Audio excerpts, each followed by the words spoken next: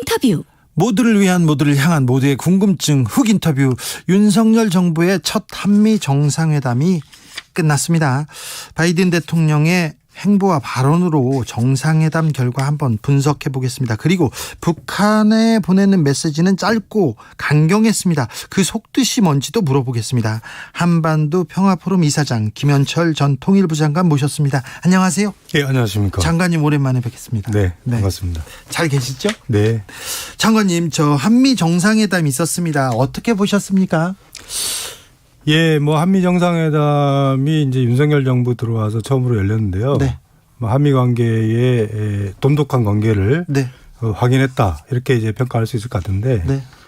이게 한미 관계가 예전에도 좋았거든요. 네네. 예, 좋았던 거를 다시 재확인한 측면들이 있고요. 네. 내용적으로 보면은 이제 2021년 5월 달에 문재인 대통령과 바이든 대통령의 네. 한미 정상회담 공동선언문하고 비교를 해보면은 네. 포괄 동맹으로의 진화라든가 네. 또 여기서 얘기하는 대부분은 방향성 그때 정해져 있었고요. 네. 이제 이번에는 더 구체화하고 네. 물론 이제 차이점도 몇 가지가 있는데 주로 이게 공급망, 네.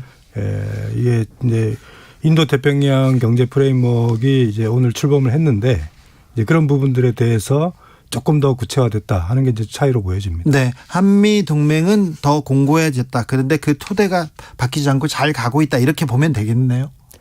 네, 그렇습니다. 그런데 이게 이제 한미 관계라는 게 예. 이익의 조화가 있어야 되잖아요. 네. 그러니까 미국의 이익이 있고 예. 우리 이익이 있고 예. 한미 관계는 양측이 서로 이익을 볼 수 있는 쪽이 예. 있는 거죠. 그런데 사실 차이점도 있거든요. 네. 예를 들어서 지금 이제 바이든 대통령이 삼성 공장을 네. 방문한다든가 현대차 현대 회장님을 만난다든가 이런 게 보면 이제 미국 입장에서 보면은 선거를 앞두고 있고 예. 경제 사정이 매우 어렵고 예. 그러다 보니까 일종의 외자 유치 예. 이 차원이고 또 공급망 차원에서 반도체를 비롯한 첨단 기술 제품에 대해서 이게 중국하고의 공급망을 좀 별도로 네. 믿을 수 있는 동맹국들하고 이걸 새로운 공급망을 만들어 보겠다 하는 것이잖아요. 예. 그런데 우리 입장에서 보면은 이득을 볼 수 있는 부분들이 있습니다. 네. 첨단 기술 제품이라는 게 아무래도 원천 기술을 미국이 갖고 있기 때문에 한미 간의 기술 협력에 이득이 있죠. 네. 그렇지만 반도체만 하더라도 최대 시장은 역시 중국입니다. 네. 삼성이 반도체 수출의 거의 65%를 예. 중국에 하고 있거든요. 네. 그렇기 때문에 이게 미국의 이익에 충실하는 그거는 이제 미국의 이익인 것이고 네.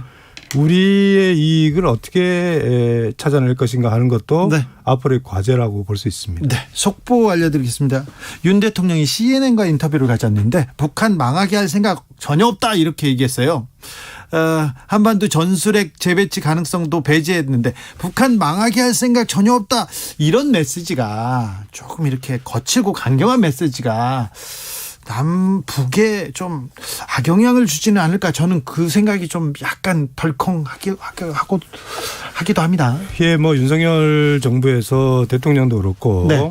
또 통일부 장관 네. 또 여러분들이 가능하면은 그 발언을 갖고 네. 그 자극을 하지 않겠다 하는 것은 바람직한 것 같습니다. 네. 근데 이제 문제는 정책의 내용이겠죠. 한미 정상회담에서도 보면은 북핵 문제를 어떻게 해결할 것인가. 협상이 어려워진 게 사실입니다. 그렇지만 어려워졌다 하더라도 협상의 여지를 남겨두는 것하고 네. 아예 협상의 여지를 없애버리고 확장 억제를 강화하고 압박을 추구를 해서 네. 북한이 스스로 핵을 포기할 수 있게 하겠다 하는 것은 다른 문제거든요. 그렇죠. 예, 그런 차원에서 보면은 말을 조심스럽게 하는 거는 긍정적이지만 말을 조심스럽게 해야 되는데 너무 좀 거친 거 아닙니까? 천재 타격에 비해서 망할 이런 얘기를 대통령의 워딩에서 이렇게 나오는 거 좀 걱정돼요. 물론 이제 이명박 박근혜 정부하고 비교해 보면은 네. 북한 붕괴론을 추구하지 않겠다 하는 거는 네. 나름대로 평가할 만한 의미가 있습니다. 네, 예. 네. 알겠습니다. 그런데요, 이번에 조 바이든 대통령이 한국에 왔어요. 그런데 현대, 삼성 여기는 만났는데 DMZ도 안 가고요. 또 북계도 뭐 크게 뭐 무슨 얘기를 안 했는데 나름대로 메시지는 던졌죠. 그런데 약간 좀 관심을 많이 주지 않은 것 같은데 이것도 또 전략이 있을 것 같은데요. 원래 사실은 그 미국이 예. 그 대북 정책의 우선순위가 네. 그게 높지 않습니다. 그렇죠. 예, 뭐 지금 또 미중 간의 전략 경쟁이 있고 러시아 전쟁도 있고요. 여러 가지 뭐 미국 입장에서는 이제 복잡한 문제들이 많잖아요. 네. 근데 이제 한미 관계라는 게 뭐냐면은 원래 미국이 이 북핵 문제라든가 협상에 대한 우선순위가 높지 않은데 네. 우리는 당사자니까. 그렇죠. 우리한테 제일 중요하죠. 그렇죠. 우리 입장에서는 한반도 정세를 안정적으로 관리해야 될 책임이 있지 않습니까? 네. 그래서 우리가 나름대로 양보를 하면서도 또 설득을 하고 이렇게 해갖고 미국의 대북 정책을 좀 협상에 가까운 쪽으로 유도하는 건데 우리 스스로 그런 부분들에 생각을 하지 않으면은 네. 미국이 협상을 않죠. 할 이유가 없죠. 그렇죠. 예. 그러니까 전체적으로 보면은 이게 북한 문제에 대한 관심도가 여전히 높지 않다. 다시 네. 얘기해서 오바마 정부의 전략적 인내가 재현될 가능성이 매우 높다 이렇게 보여집니다. 아, 그래요? 이번에 핵에는 핵으로 이런 단어도 썼는데 전술핵 얘기를 언급하기도 했는데 이건 어떤 영향을 미칠까요? 예, 뭐 전술핵 배치 문제는 논의하지 않았고요. 네. 우리가 이제 확장 억제라는 거는 뭐 북한이 핵 개발을 하면서 한미 간에 뭐 늘 얘기해왔던 것입니다. 2021년 5월 달에 한미 정상회담 공동선언문에도 네. 거기도 보면 가용한 모든 역량을 사용해서 확장 억제력을 추진하겠다 하는 것이거든요. 네. 근데 이게 두 가지 문제가 있어요. 네. 하나는 이게 능력을 갖고 있다는 거하고 능력을 보여주는 거하고는 차이가 큽니다. 네. 이게 우리가 안보를 과시하게 되면은 결국에는 북한도 거기에도 대응하는 것이고 네. 결과적으로 안보가 약해지는 안보 딜레마의 전형적 사례가 재현될 가능성이 있을 것 같고요. 두 번째는 이렇게 군사적 긴장이 높아지면은 미중 간의 네. 군사 분야의 전략적 경쟁이 한반도에서 네. 펼쳐질 가능성을 배제할 수 없다는 예. 겁니다. 이번에 미국이 보따리를 이렇게 또 싸 가지고 가고요. 또 중국은 어떻게 볼까 그것도 우려합니다. 8998님께서 미국의 기업이 화답했는데 중국은 우리한테 무엇을 요구할지요 걱정됩니다. 얘기합니다. 오늘 CNN 인터뷰에서도 중국이 IPEF에 민감하게 받아들이는 거 이거 합리적이지 않다. 또 중국한테 이런 얘기를 하셨거든요. 예, 그러니까 중국 입장에서는 일종의 첨단 기술 분야에 대해서 새로운 공급망을 짜겠다. 중국을 배제하고 네. 뭐 상당히 민감할 수밖에 없어요. 네. 그런데 뭐 그렇다고 바로 뭐 보복하거나 이러지는 못할 겁니다. 왜냐하면은 사실은 중국도 우리 삼성이 갖고 있는 반도체의 부분에 대한 네. 수요가 있거든요. 아, 그래요? 그리고 근데 이제 앞으로 이게 시간 문제인데요. 네. 결국에는 이게 인도 태평양 경제 프레임워크를 지금 추진하고 있는데 네.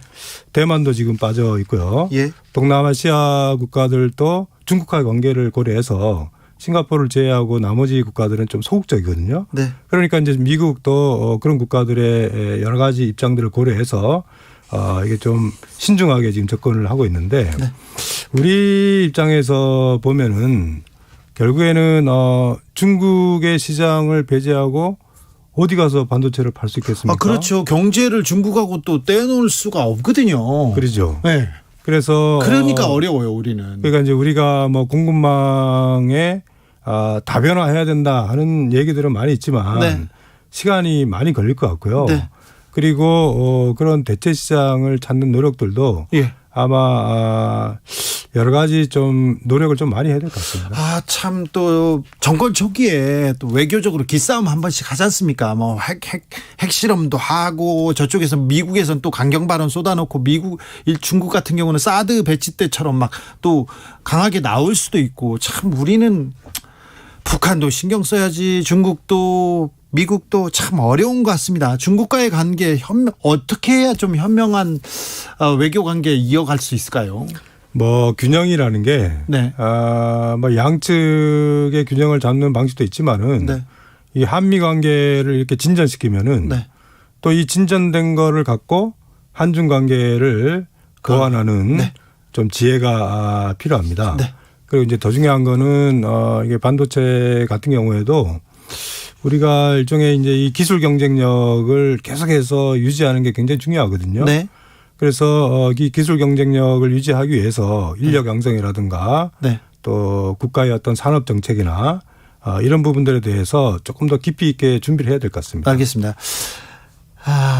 바이든 대통령이 김정은 위원장한테 한마디 해달라 그랬더니 헬로 피리어드 안녕 끝 이렇게 얘기했는데 이거 무슨 의미입니까? 자, 헬로의 의미가 뭔지 제가 이거 물어보고 싶었어요.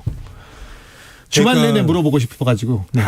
그러니까 이제 뭐 이 공동선언문에도 네. 대화의 문은 열려 있다 하는 거잖아요. 네. 그런데 이게 대화의 문이 열려 있다라는 게 사실은 굉장히 좀 수동적인 접근인 것 같아요. 예. 그러니까 북한이 이 문을 열고 나와라 하는 건데 핵을 포기하면 대화의 문이 열려 있다 이게. 그런데 사실은 이제 우리가 이게 뭐 핵 문제를 해결하기 위해서는 조건도 만들고 예. 뭐 환경도 좀 만들고 예. 쟁점에 대한 대안도 제시하고 이렇게 좀 능동적이고 적극적인 협상을 해야 되지 않겠습니까? 그렇죠. 예. 그런데 그렇게 하지 않고 이 압박과 제재를 예. 강화를 해서 북한이 나오게 하겠다 하는 건데요. 사실 이게 전략적 인내 정책이라는 게 의도가 아닙니다. 결국에는 시간을 다 보내고 나서 네. 나중에 그걸 정당화하려고 하다 보니까 전략적 인내라는 정책이라고 명명을 한 것이지. 네. 정말 이런 식으로 가다가는 북한의 핵 문제가 고도화되고 계속해서 진전된다 그랬을 때 한반도 정세뿐만 아니고 네. 동북아 지역 정세에도 미치는 부정적 효과가 크기 때문에 네. 그런 부분들은 매우 우려스럽습니다. 정책이 아니라 이거 방치 아닙니까? 예, 문제를 해결하기 위해서 노력해야죠. 진짜 미국은 북한에 대한 관심이 별로 없는 것 같아요. 원래 그래요. 원래 그렇습니까? 예. 그래서 미국이 관심이 없는 것을 네. 우리가 이제 적극적으로 네, 설득을 해야죠. 네. 대안을 제시하고. 아니 우리가 설득하고 조금 대화의 문으로 데리고 오지 않으면 북한이 항상 벼랑 끝에서 사고 치고 핵실험하고 그럴 거 아니에요. 그렇죠. 지금은 북핵 문제의 위기도 장기화돼 있고 네. 또 러시아가 우크라이나를 침략을 하면서 일종의 북중러 사이에 네. 관계도 과거와는 다르게 굉장히 그 강화가 되고 있습니다. 북한하고 중국과 러시아가 북한을 말릴 정신이 없을 것 같아요. 지금은. 그런데 사실은 이제 북한이 뭐 핵실험을 하고 예. ICBM 발사하고 이렇게 되면은 중국 입장도 그 북중 관계는 공통적인 측면도 있지만 네. 차이도 있거든요. 네. 그러니까 중국 입장에서는 북한이 너무 과도하게 정세를 악화시켰을 때 네. 그것이 외교적 부담이 되기 때문에 그래서 사실은 북핵 문제를 해결하는 데 있어서 한중 간에 네. 우리가 대화를 하고 협력의 어떤 그 여지들이 있습니다. 네. 근데 그런 노력들을 하느냐 안 하느냐 하는 거는 결과가 크게 차이 나겠죠. 알겠습니다. 저희 정치자들도 궁금증이 지금 폭발하고 있습니다. 2938님께서 공동성명에 핵 들어갔다는 얘기 듣고 좀 들을 때 무서웠어요. 안 무서워해도 됩니까? 예, 확장 억제라는 거는 뭐 아까도 말씀드렸지만은 확장 억제는 다른 게 아니라 우리는 핵이 없기 때문에 네. 미국의 핵우산을 우리가 빌리는 겁니다. 네. 그런데 아까도 말씀드렸지만은 이게 서로 군비 경쟁이 격화가 됐을 때 북한은 잃을 게 별로 없지만 네. 우리는 잃을 게 많죠. 그러니까요. 그리고 지금 핵 잠수함 나오고 전략 폭격기 핵무기 얘기도 나왔는데 한미 연합 훈련만 하면 저 북한이 벌벌 떨거나 막 되게 다 두드러기가 나는 듯 반응하지 않습니까? 그런데 한미 연합 훈련 더 한다고 하지 핵 관련된 훈련한다고 하지 괜찮습니까? 예, 한미 훈련을 다양한 형태로 강화하겠다 하는 게 이제 공동선언문에 나와 있고요. 예. 근데 이게 뭐랄까 남북 관계에서의 군사적 긴장을 고조시키는 측면도 있지만은 네. 또 앞으로 아마 한미일 삼국 간의 네. 군사훈련도 예고를 하고 있습니다. 그거 걱정이에요. 지금 윤석열 정부에 좀 일본하고 가까운 분들이 많고 한미일 훈련해야 된다는 사람들이 있어서 한미일 훈련하면 동해바다에 일본 함정이 독도 앞바다 막 와서 훈련하는 거 아닙니까? 역사적으로 보면은 사실은 이제 한일 관계라는 게 네. 양자 관계가 아니고요. 예. 늘 미국의 한미일 협력에 대한 전략적 구도 속에서 된 겁니다. 네. 1965년 한일협정이라는 것도 미국의 미국이 어떤 의도였고 예. 박근혜 정부 때 위안부 합의도 미국이 강력하게 요구를 해서 그렇게 한 것인데요. 네. 그렇지만 지금 방금 말씀하셨다시피 한일 관계라는 거는 과거사 문제, 예. 역사 문제에 대한 우리 국민들의 기본적인 입장이 있는 거 아니겠습니까? 네. 그렇기 때문에 너무 과도하게 서두르다가는 오히려 한일 관계를 더 악화시킬 수가 있다. 네. 그렇게 생각합니다. 박근혜 정부 때 그런 우를 범했지 않습니까? 그래서 조금 조심해야 되는데 걱정입니다. 북한이 뭐 핵실험을 준비했다. ICBM은 계속 쏘아대고 있고요. 그래서 이번에 대북 메시지가 북한을 좀 강대강 전략으로 나오게 하지 않을까 걱정하는 사람들도 좀 있습니다. 예, 뭐 사실은 우리가 문제를 해결하는 게 제일 좋고요. 네. 그 당장의 문제가 해결되지 않는다 하더라도 우리가 한반도 정세를 관리할 필요성이 있습니다. 네. 그런데 지금처럼 군사훈련 강화하고 확장 억제를 구체화하고 기타 등등 여러 가지를 했을 때 북한도 거기에 대해 대응을 할 거고 네. 군비 경쟁과 안보 딜레마를 이게 상승하는 경향들이 있거든요. 예. 그래서 그런 부분들에 대해서는 조금 우려스럽습니다. 네. 어떻게 좀 잘 풀어줬으면 하는데 참 경제도 걱정이고 또 외교도 그렇고 통일도 그렇고 다 그렇습니다. 한미일 군사훈련 하지 않을까 그것도 걱정이고요. 한미일 이렇게 조금 보조를 잘 맞춰야 될 텐데 미일 정상회담에서 북핵 대응 한미일 공조할 것 이렇게 얘기는 나오고는 있으나 미국은 미국 입장 또 일본은 일본 입장이 있지 않습니까? 이게 우리가 이제 그 한미 정상회담 공동선언문 2021년 5월 달하고 비교해 보면은 네. 이 한미일 삼국 협력의 그 목적어가 조금 달라요. 아 그래요? 2021년 5월 달에는 북한 문제를 다루는 데 있어서 한미일 삼국 협력을 하겠다 이런 거고요. 네.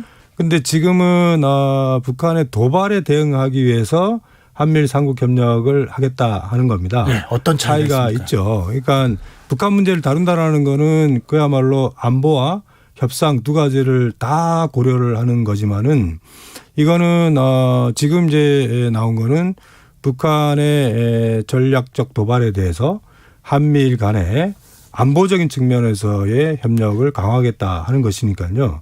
그것이 사실은 한반도 정세에 미치는 영향뿐만 아니고 네. 미중 간의 대결이라는 게 남중국해에서 대만 해협에서 이게 한반도 안에까지 우리가 끌고 들어오게 되면은 우리한테는 상당한 부담으로 작용할 가능성이 매우 큽니다. 네. 코로나가 북한에서 지금 계속해서 확산되고 있는데 근데 우리가 돕겠다고 하고 국제사회에서도 돕는다는데 왜 손을 안 잡고 있습니까? 중국한테는 받고 있지만. 그게 뭐 여러 가지 이유들이 있는데요. 북한이 그 남북 관계가 악화된 게 제일 중요한 것 같고요. 예. 그리고 지금 남한에서 얻을 수 있는 것은 대부분 중국에서 얻을 수가 있기 때문에 네. 주로 이제 북중 관계를 통해서 해결하겠다 하는 것이고요. 참 안타깝습니다. 이게 코로나를 북한도 졸업을 해야지 네. 문을 열 수가 있는 거 그래야 아니겠습니까? 뭐 얘기라도 하고 만나기라도 그렇죠. 하죠. 그런데 지금 뭐 백신 접종도 거의 되고 있지 않고요. 그런 차원에서 보면은 다른 정치 군사적인 문제와 좀 별개로 네. 그 인도적 지원에 대해서는 조금 더 이번에 사실은 뭐 한미 간의 인도적 지원의 필요성에 대해서는 네, 백신도 준다고 했지만은 했어요. 네. 그 인도적 지원을 실제로 이걸 실현하기 위해서는 좀 조금 더 적극성이 필요하지 않을까 하는 생각이 듭니다. 네. 당장 핵실험을 하거나 그러지는 않겠죠. 지금은 뭐 북한도 핵실험 준비를 마친 걸로 돼 있고요. 예. 지금 이제 뭐 러시아가 유엔 안전보장이사회에서 기능을 하지 못하면서 북한이 전략적 도발을 한다 하더라도 유엔 안보리 차원에서의 어떤 추가 제재하는 게 이게 어렵거든요. 네. 그러니까 이제 북한도 나름대로 이 시기에 자기들의 국방력을 강화하기 위해서 시도를 할 건데 그게 이제 한반도 정세에 상당히 부정적 영향을 미칠 것 같고요. 네. 한미 정상회담에서 나와 있던 대로 그렇게 되면은 여러 가지 이제 대응 조치들이 취해질 텐데 참 걱정이 많이 됩니다. 참 어렵습니다. 우리는 왜 이렇게 어려운 상황에서 북한을 상대해야 되고 미국을 상대하고 중국도 상대해야 되는데 또 일본도 옆에서 또 회방을 놓습니다. 제일 중요한 거는 외교안보 문제에 대해서 이게 남의 일이 아니다. 네. 결국 이게 우리 일상에 굉장히 깊숙하게 영향을 미칠 수 있다는 거를 좀 인식하고 관심을 갖는 게 중요할 것 같습니다. 알겠습니다. 더 공부하고 더 배우겠습니다. 감사합니다. 지금까지 한반도 평화포럼 이사장 김현철 전 통일부 장관이었습니다. 감사합니다. 네, 고맙습니다.